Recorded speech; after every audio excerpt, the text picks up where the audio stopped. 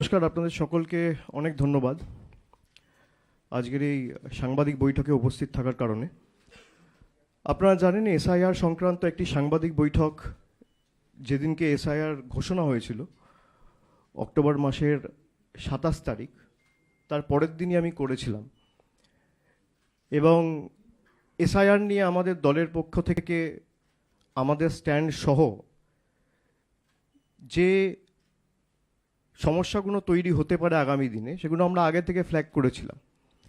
সংবাদ মাধ্যমের বন্ধুরা এবং প্রতিনিধিরা সেই সাংবাদিক বৈঠকে ছিলেন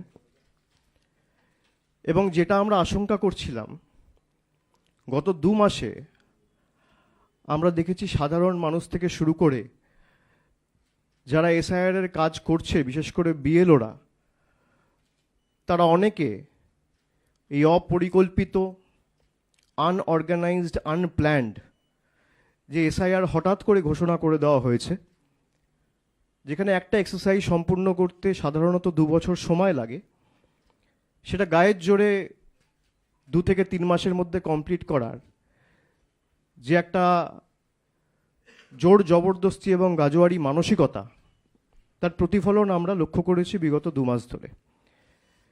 এবং সাধারণ মানুষ থেকে বিএলও একের পর এক প্রাণ গেছে এই এসআইআর এর কারণে। এমনকি যে ইলেকশন কমিশন বিএলওদের অ্যাপয়েন্ট করেছে, বিএলওরা অ্যাপয়েন্টেড বাই ইলেকশন কমিশন, এদেরকে রাজ্য সরকার অ্যাপয়েন্ট করেনি, কোনো রাজনৈতিক দল অ্যাপয়েন্ট করেনি। এখনো পর্যন্ত সাধারণ মানুষের ক্ষেত্রে আমরা দেখেছি প্রায় 51টা ঘটনা রয়েছে যেখানে সাধারণ মানুষ এসআইআর এর আতঙ্কে এবং এনআরসির আতঙ্কে আত্মঘাতী হয়েছেন। তার মধ্যে 45 জন প্রাণ হারিয়েছেন এবং 6 জন এখনো হাসপাতালে রয়েছেন যাদের ট্রিটমেন্ট চলছে। বিএলওদের ক্ষেত্রে প্রায় 29টা কেস আমরা দেখেছি যেখানে 24 জনের ট্রিটমেন্ট চলছে এবং 5 জন আত্মঘাতী হয়েছেন, সুইসাইড করেছেন। 29 জন বিএলও সুইসাইড অ্যাটেম্প্ট করেছে এবং প্রত্যেকে লিখিতভাবে বা তাদের পরিবারের যারা সদস্যরা রয়েছে তাদেরকে যখন জিজ্ঞাসা করা হয়েছে, তারা সবাই বলেছে এসআইআর এর চাপ এবং মানসিক চাপ নিতে না পেরে তারা সুইসাইড অ্যাটেম্প্ট করেছেন বা আত্মঘাতী হয়েছেন। ইলেকশন কমিশনের কাছে আমরা একটা প্রতিনিধি দল নভেম্বরের শেষের দিকে 28 তারিখ পাঠিয়েছিলাম এবং আমাদের বেসিক 5টা প্রশ্ন ছিল। ইলেকশন কমিশনকে আমরা বলেছিলাম এই 5টা প্রশ্নের সদুত্তর আমরা চাই এবং জবাব আপনাদের দিতে হবে। আজকে প্রায় 1 মাস অতিক্রান্ত, এখনো পর্যন্ত একটা প্রশ্নের সদুত্তর আমরা পাইনি, কোনো প্রশ্নের সদুত্তর পাইনি। যেদিনকে নির্বাচন কমিশনের অফিসে বৈঠকটি হয়েছিল নভেম্বর মাসের খুব সম্ভবত 28 বা 29 তারিখ, ইলেকশন কমিশনের বন্ধুরা মিডিয়াকে হঠাৎ করে সিলেক্টিভলি লিক করে একটা খবর খাইয়েছিল যে আমরা প্রত্যেকটা প্রশ্নের উত্তর দিয়েছি। তৃণমূলের যা যা প্রশ্ন ছিল আমরা শুনেছি, পেশেন্ট হিয়ারিং দিয়েছি এবং প্রত্যেকটা প্রশ্নের আমরা সদুত্তর দিয়েছি। আমি এটা শোনার পর নিজে একটা আমার এক্স হ্যান্ডেলে টুইট করি এবং সেখানে ইলেকশন কমিশনকে আমি চ্যালেঞ্জ করি যে আপনি যদি উত্তর দিয়ে থাকেন তাহলে আপনি সেটা প্রকাশ্যে আনুন, কেউ তো বারণ করছে না। আর আমাদের কাছে ডিজিটাল এভিডেন্স রয়েছে, আপনারা যে একটা প্রশ্নের উত্তর দেননি সেটা আমরা প্রমাণ করে দিতে পারি। The ball is in your court. আজকে প্রায় 1 মাস হয়ে গেছে, জ্ঞানেশবাবু, ভ্যানিশবাবু, কোনো সদুত্তর তাদের থেকে আমরা পাইনি। এবং সিলেক্টিভলি বাংলাকে যেভাবে টার্গেট করা হয়েছে গত 4 বছর ধরে, বিশেষ করে 4.5 বছর, 26-এ 5 বছর হবে, 21-এ বাংলায় মুখ থুবড়ে পড়ার পর, গোহারা হারার পর, সেটা যত দিন যাচ্ছে বঙ্গবাসীর কাছে পরিষ্কার হয়েছে। শুধু জলের টাকা, রাস্তার টাকা, গরিব মানুষের 100 দিনের টাকা, আবাসের টাকা, শুধু টাকা আটকেই এরা বসে নেই, এরা মানুষের মৌলিক অধিকার কেড়ে নিতে চাইছে। গণতন্ত্রের রীতিনীতি ঐতিহ্য যে মানুষ ভোট দিয়ে সরকার নির্বাচিত করে, আর আজকে দেশটা এমন জায়গায় নিয়ে গেছে বিজেপি এবং মোদী সরকার, যেখানে কে ভোট দেবে সরকার নির্বাচিত করছে, সরকার ভোটার বেছে নিচ্ছে। তৃণমূল একমাত্র দল যারা মানুষকে নিয়ে সংগঠিত করে প্রতিরোধ প্রতিবাদ গড়ে তুলেছে।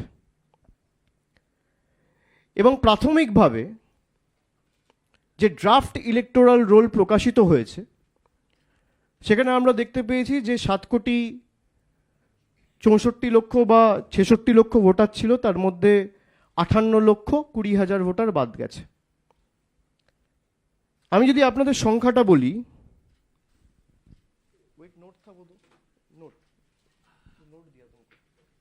আমি আপনাদের যদি সংখ্যাটা বলি, তাহলে আপনারা দেখবেন যে সমস্ত রাজ্যে এসআইআর হচ্ছে সেই সমস্ত রাজ্যে বাংলাকে যদি আমি অন্যান্য রাজ্যের সাথে তুলনা করি, তাহলে তামিলনাড়ুর জনসংখ্যা হচ্ছে 7,75,00,000, সেখানে বাদ যাওয়া ভোটারের সংখ্যা হচ্ছে 57,30,000। আর আমি যদি জনসংখ্যার তুলনায় বাদ যাওয়ার পার্সেন্টেজ আপনাদের বলি, তাহলে পার্সেন্ট হচ্ছে 12.57%। গুজরাটে ডবল ইঞ্জিন সরকার, জনসংখ্যা 7,41,00,000, বাদ যাওয়ার সংখ্যা হচ্ছে 73,73,000, 73,73,000। যদি আমি শতাংশের নিরিখে দেখি, তাহলে প্রায় 9.95 বা 10%। ছত্তিশগড় ডবল ইঞ্জিন সরকার, জনসংখ্যা প্রায় 3,12,00,000, টোটাল বাদ যাওয়া ভোটারের সংখ্যা হচ্ছে 27,34,000। পার্সেন্টেজ হিসেবে যদি আমি দেখি, তাহলে 8.76%। কেরালা দীর্ঘদিন সিপিএম ক্ষমতায়, প্রায় জনসংখ্যা 3,62,00,000, বাদ যাওয়া ভোটারের সংখ্যা 24,08,000। পার্সেন্টেজের তুলনায় যদি আমি দেখি, পার্সেন্টেজ 6.65%। এবং পশ্চিমবঙ্গ, জনসংখ্যা 10,05,00,000, বাদ যাওয়ার সংখ্যা হচ্ছে 58,20,000। শতাংশের নিরিখে যদি আমি জনসংখ্যার তুলনায় বাদ যাওয়ার পার্সেন্টেজ ধরি, তাহলে 5.79%। সব থেকে কম ভোটার বাংলায় বাদ গেছে। এটা আমার ডেটা নয়, এটা মমতা বন্দ্যোপাধ্যায়ের সরকারের ডেটা নয়, এটা তৃণমূলের ডেটা নয়, এটা জাগো বাংলার ডেটা নয়, এই ডেটা ইলেকশন কমিশনের ডেটা। পার্সেন্টেজের নিরিখে যদি আমি দেখি, তাহলে সব থেকে কম ডিলিশন ওয়েস্ট বেঙ্গলে হয়েছে।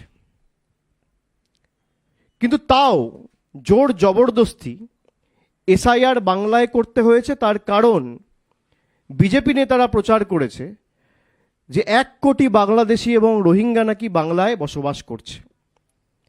আমার প্রথম প্রশ্ন নির্বাচন কমিশনের কাছে, তারা যদি এই লক্ষ্যে এসআইআর করে থাকে, যে অবৈধ অনুপ্রবেশকারীদের চিহ্নিত করা এবং প্রকৃতভাবে ভোটার তালিকায় সংশোধন করে এসআইআর, যেটাকে বলা হচ্ছে স্পেশাল ইন্টেন্সিভ রিভিশন করে ভোটার লিস্ট ক্লিন করা, তাহলে 58,20,000-এর মধ্যে কতজন বাংলাদেশি আর কতজন রোহিঙ্গা, তার সংখ্যা এবং তথ্য ইলেকশন কমিশনকে প্রকাশ করতে হবে। এই তথ্য এখনো আমরা কেউ পাইনি, জনসমক্ষে আসেনি, পাবলিক ডোমেনে নেই। আমার প্রথম প্রশ্ন।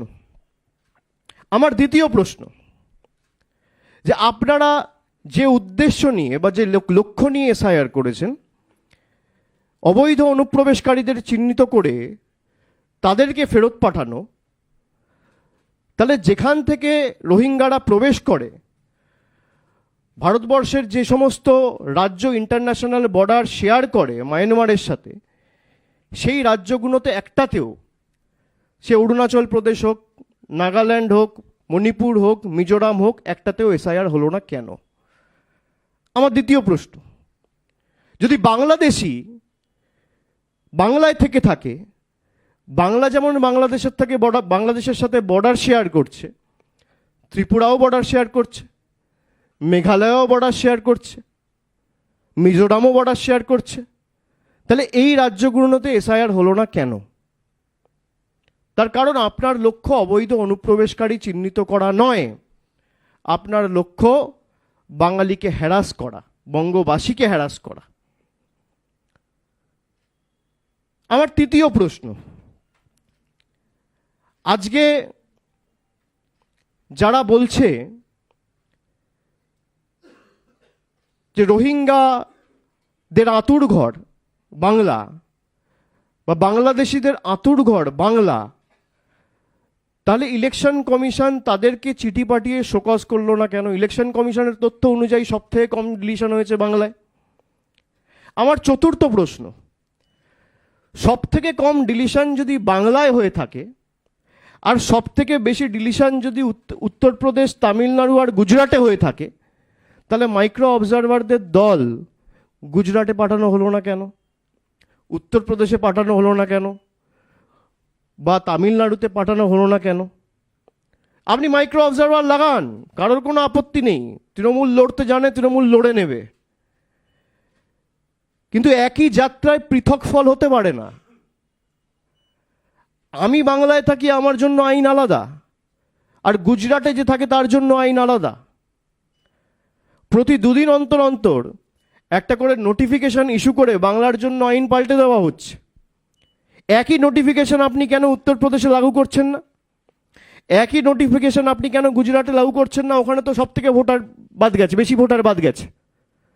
তা যদি গুজরাট থেকে প্রায় ৭৩ লক্ষ ভোটার বাদ যায়, আর গুজরাটের জনসংখ্যা বাংলার থেকে কম, তাহলে গুজরাটে মাইক্রো অবজারভার যাবে না কেন? উত্তরপ্রদেশে আমি সংবাদ মাধ্যমে যেটুকু পড়েছি বা সংবাদ পত্রিকায় যেটুকু পড়ে দেখেছি, প্রায় ৪ কোটি লোকের নাম বাদ দেওয়া হচ্ছে। উত্তরপ্রদেশের জনসংখ্যা ১৫ কোটি, তার মধ্যে ৪ কোটি মানে ১২-১৪% কাছাকাছি।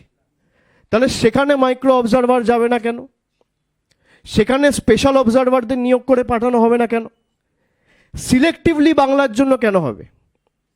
আপনি বলছেন বাংলায় দুর্নীতি হয়েছে তাই ১০০ দিনের টাকা বন্ধ। কত ভুয়ো আর্টিকেল বেরিয়েছে যেখানে দেখা যাচ্ছে বিজেপির নেতারা একটা বেনিফিশিয়ারির নামে 10টা বাড়ি নিয়েছে। তা মধ্যপ্রদেশে, মহারাষ্ট্রে, গুজরাটে তো আপনি আবাসের টাকা বন্ধ করেননি। কত গরমিল, কত অনিয়ম আমরা ১০০ দিনের ক্ষেত্রে উত্তরপ্রদেশে দেখেছি। সব থেকে বেশি জব কার্ড ডিলিশন, সব থেকে বেশি লোকসভার কোয়েশ্চেনে রয়েছে।